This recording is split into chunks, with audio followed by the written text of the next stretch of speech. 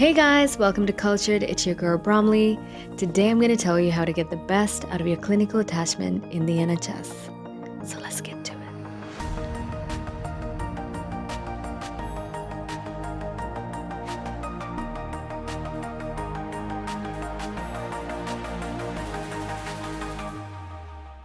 So like I said guys, today I'm going to tell you how to get the best out of your clinical attachment in the NHS, and I've got 6 tips I can give you.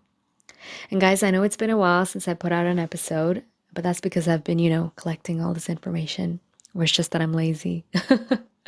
Anyway, a clinical attachment is basically an opportunity that the NHS grants you to observe how a hospital functions in the UK. I was able to do these attachments in a couple of different departments, and quite frankly, after these attachments, my medical knowledge took a whole other step. In my first week, I felt absolutely inadequate and out of place. I even questioned if I did do med school at all. But as the weeks progressed, I started getting used to the language in the hospital and the general working environment, and things started making more and more sense. So the very first tip I can give you guys is don't be hard on yourself and give yourself time. Everything will get better as days go by. I'm preaching to myself here, and I'm still working on not being hard on myself. The second thing you can do to make your clinical attachments effective is to be proactive. You see, nobody's going to tell you that what you should be doing while you're on the wards, so just constantly be present and follow the senior house officers, aka SHOs, aka junior doctors everywhere.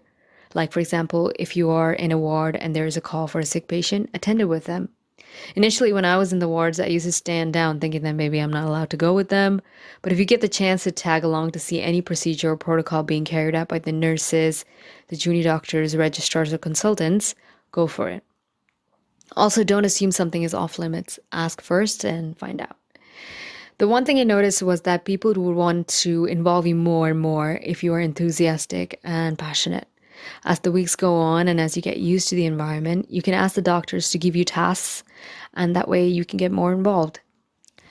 The third tip, which is an extension of the previous tip, is to do as many different kinds of shifts as you can.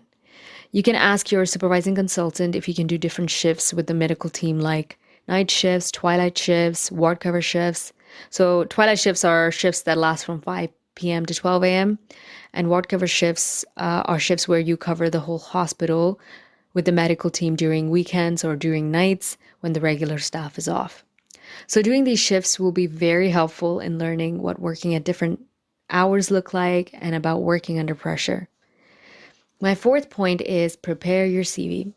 You can find various templates for CVs online, so personalize your CV and make it as breathtaking as possible.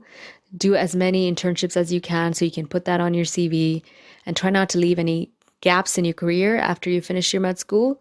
When I say that, I don't mean that you shouldn't take a break and enjoy after your last med school exam, but make sure you are proactive about staying involved in the hospitals and increasing your clinical knowledge.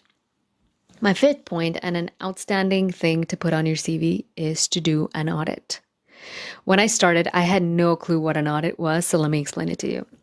An audit is a quality improvement project, and what that means is that you by yourself or with a group of people can take a topic regarding a protocol or procedure in the hospital and collect data on how that protocol or procedures is being done in the hospital. Then you compare the collected data to the national guidelines in the UK to see if this protocol or procedures is being performed to the set standards by the national guidelines. And if not, you make the necessary changes by raising awareness on how it should be done and come back after a while to re-audit so you can see if the changes that you've made are being upheld. That way you complete a full audit cycle. And yes, it is a lot of work, but during clinical attachments, you'll have a lot of extra time, so you can definitely take one on. To get involved in an audit, ask the consultants in your department. And my sixth and final point is when you're doing your clinical attachments, look for job openings. Apply everywhere, but especially in the hospital you're doing the clinical attachment in.